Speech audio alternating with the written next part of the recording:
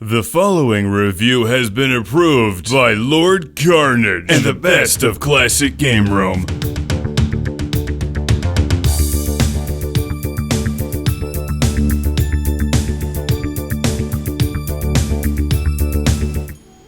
Did you ever read the back of these? Do not store in extreme temperatures. Do not immerse in water. Do not clean with benzene. They're like gremlins.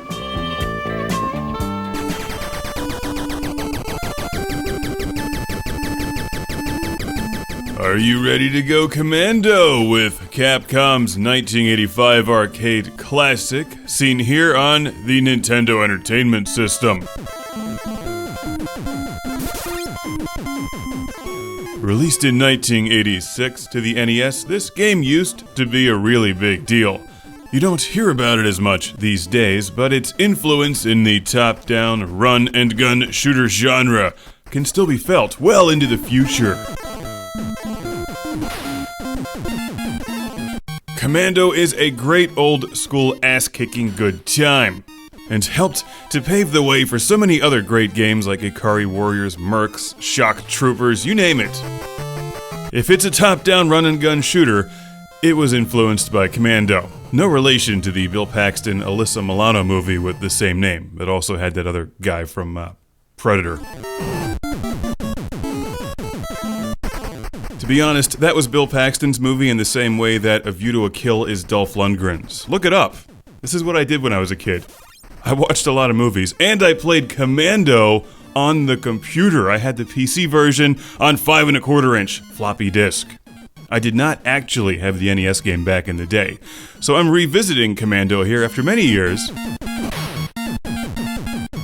And while my brain cells have been pretty much destroyed over the past couple decades, through no fault of my own, of course, there are some definite differences between the two versions. The PC version, as I remember it, looked a lot better, and had more enemies.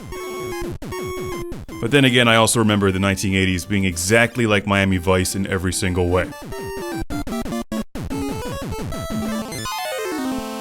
I also remember being a lot better at run-and-gun style games like this and Ikari Warriors. Before all these games used dual analog controls or dual thumbsticks, you literally gun in the direction that you're running. It's a run-and-gun shooter. Don't overthink it. Run and shoot.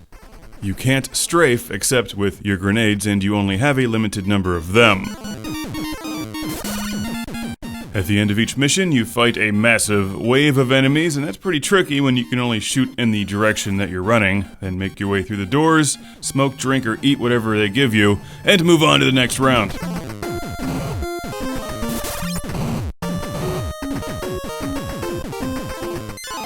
While this isn't the version of the game I grew up with, I like the NES version because it's got that classic Capcom 8-bit sound. It just brings me back to the days of playing Bionic Commando. Also from Capcom, FYI, in that game you play as Nathan Red Spencer, whose mission is to save Super Joe, the guy you're controlling in this game. It's all connected, and then at the end it turns out you're his father and he's got a twin sister named Chun-Li. Nah, I made that up. That would be a dramatic turn of events, though. Before Capcom turned into Street Fighter and Resident Evil the company, they made incredible arcade games. And along with Konami, pretty much dominated the NES with amazing release after amazing release, all through the late 80s.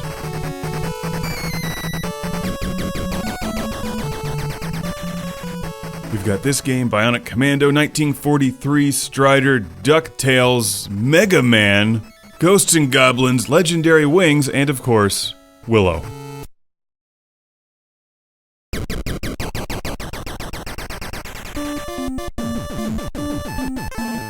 After Super Joe saves the day, he goes back and saves the day again, except this time it's harder.